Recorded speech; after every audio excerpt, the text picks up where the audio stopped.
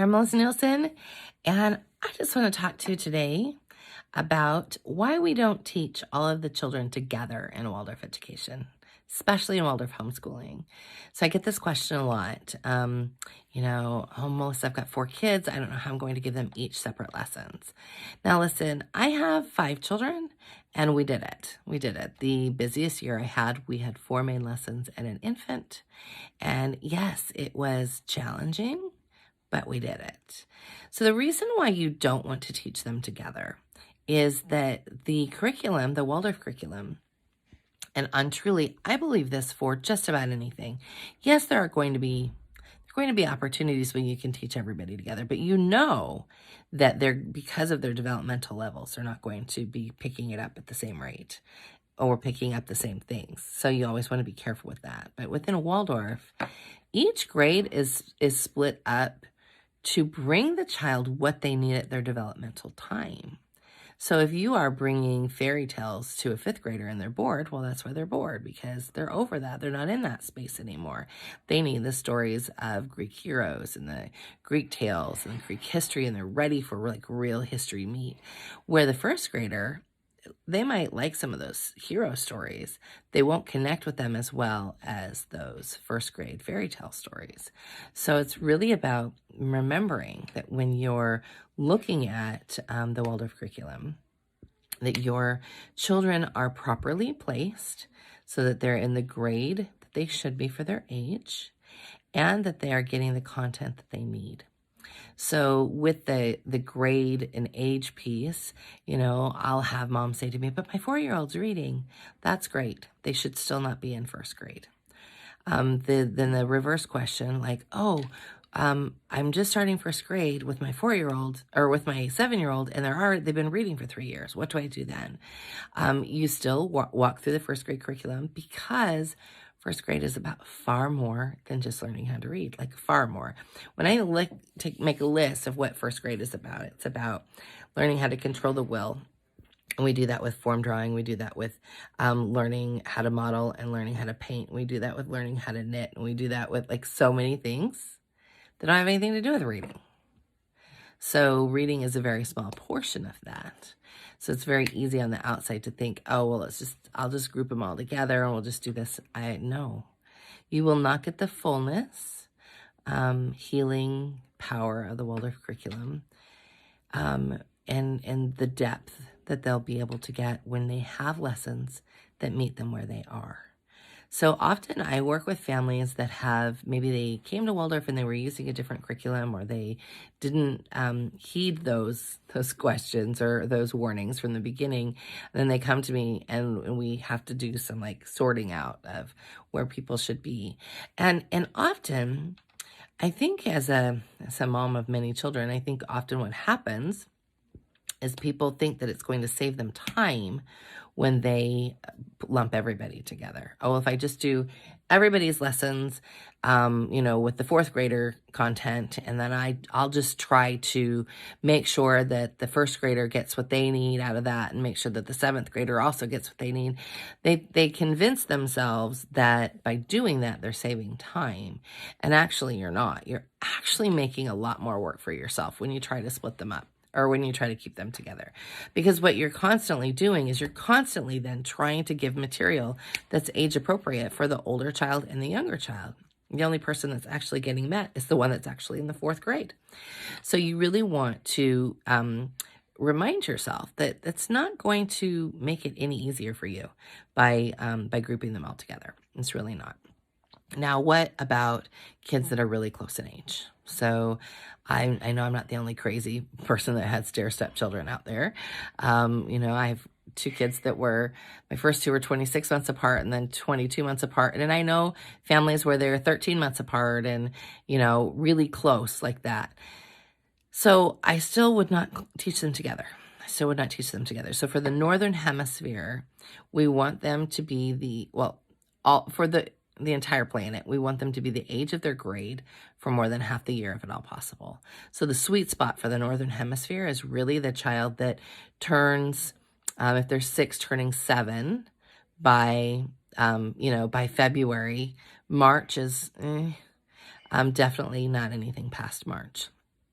Now, I know there are many Waldorf schools that push children ahead, and often those children struggle. I think it's very interesting what we've seen with Seasons of Seven, our virtual school, and families that have come to us. And because we have age restrictions, the only time that we will let those age restrictions or set them aside is when they've come from a Waldorf school, and then we look at their entire work, like what has it been. But it's interesting to me how many families, their children were after the cutoff, after my cutoff, and they've struggled the whole time. And we put them back where they should be, even though they've already had the content, having the content with a different teacher and another opportunity to really feel confident in it. Like how much they grow because they were actually in the right age bracket for their grade and with kids that were their age. And, I think just personally, Eric, my husband, Eric, he was put into first grade at 6, like just barely 6. He had just turned 6. His birthday's in September. He had just turned 6. He was 5 when he entered first grade. So he turned 6 like 2 weeks into first grade. He has always struggled. And he has so many things as an adult that he had to heal because he was always behind, and then he was always the smallest. And then, being the smallest then doesn't make, it means you're picked on more, like all of those things. So when you're thinking about like rushing your children forward and where you want to put them, stop and take the time to really meditate on where your kids need to be. And really look at all of the information and look at, by that I mean, read Steiner. If you really want a Waldorf education, read Steiner. Read Child's Changing Consciousness. Read, where is it? Practical Advice to Teachers. That's a good one.